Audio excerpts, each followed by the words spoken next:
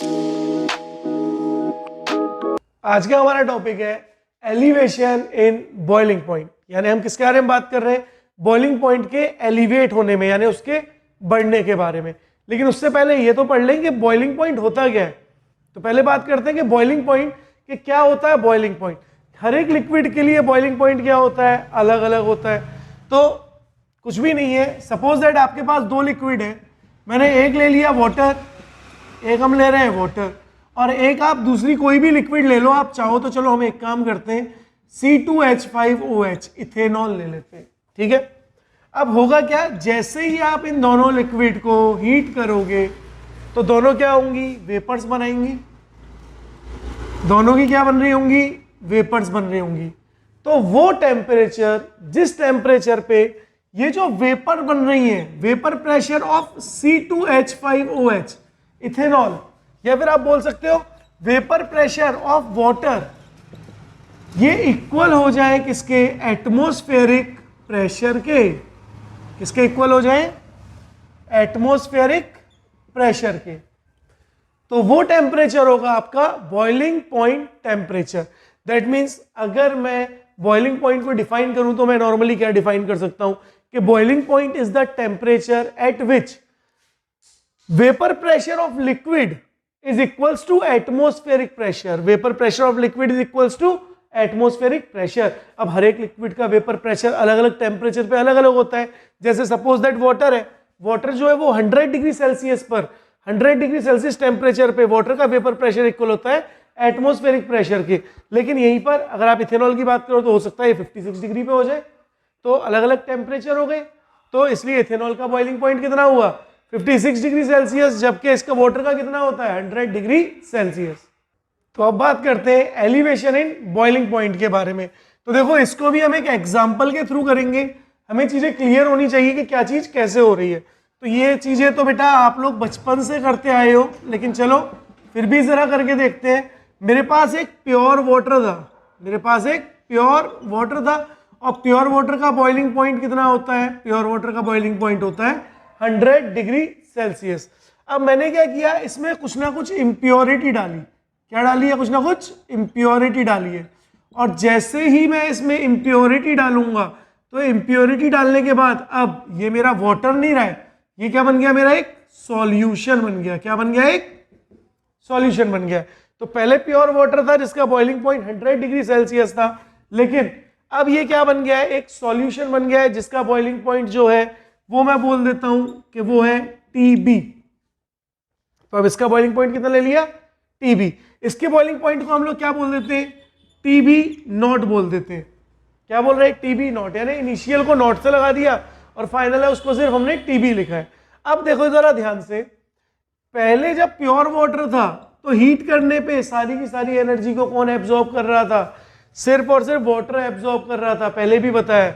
लेकिन अब जब इसके अंदर सॉल्यूट आ गया है, तो जब इसके अंदर सॉल्यूट आ गया है तो अब तो कुछ हीट को कौन एब्जॉर्ब करेगा, ये इंप्योरिटी एब्जॉर्ब करेगी क्या। और इंप्योरिटी को एब्जॉर्ब करने की वजह से क्या वाटर को जितनी एनर्जी चाहिए थी उतनी एनर्जी मिल पाएगी, नहीं मिल पाएगी। और वाटर को इतनी एनर्जी अगर नहीं मिल रही तो क्या वाटर वेपर बना पाएगा, नहीं बना पाएगा। तो इसका मतलब मुझे टेम्परेचर को और बढ़ाना पड़ेगा।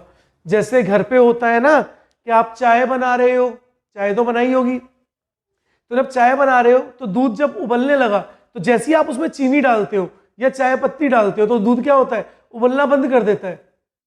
क्यों उबलना बंद कर रहा है, क्योंकि जितनी एनर्जी पहले दूध को मिल रही थी, घर पे जाके करके देखना है ना, जितनी एनर्जी दूध को मिल रही थी, अब उस एनर्जी का कुछ पार्ट कौन एब्जॉर्ब कर रहा है, चीनी एब्जॉर्ब कर रही है या चाय पत्ती एब्जॉर्ब कर रही है।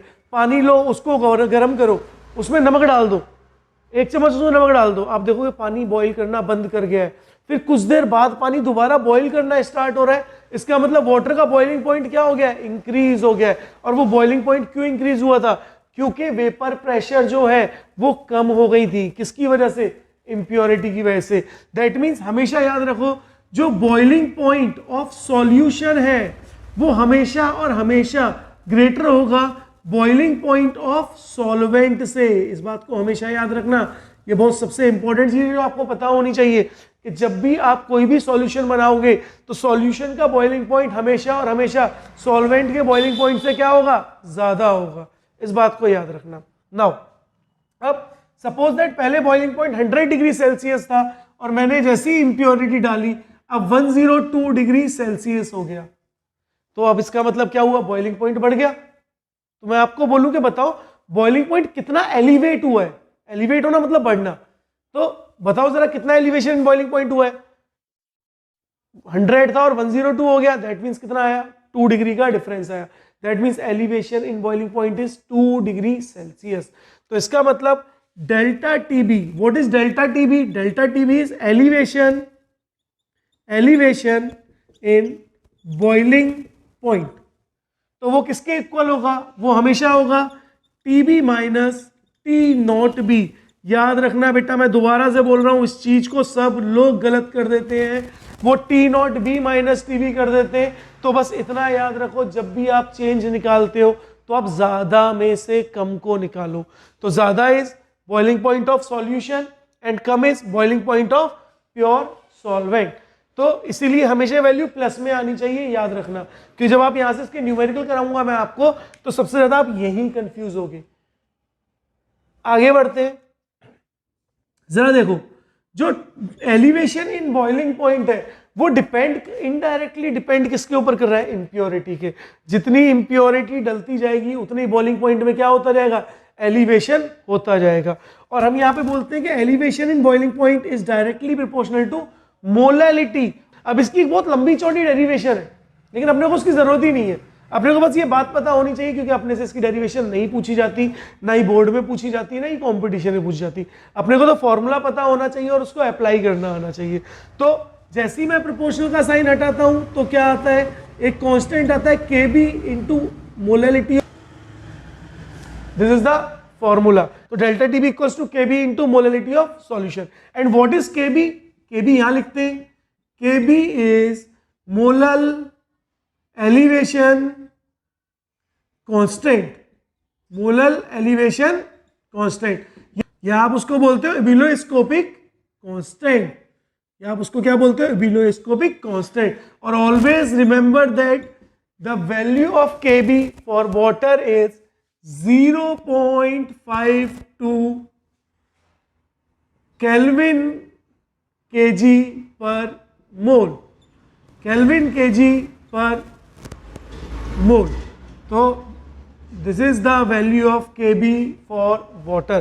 कई बार 0.52 होता है, 0.519 भी कई जगह पे मिल जाता है। तो नॉर्मली अगर आपको Kb की वैल्यू नहीं दी है तो आप सीधे इसी वैल्यू को यूज करोगे। तो ये है बच्चों हमारा एलिवेशन इन बॉइलिंग पॉइंट।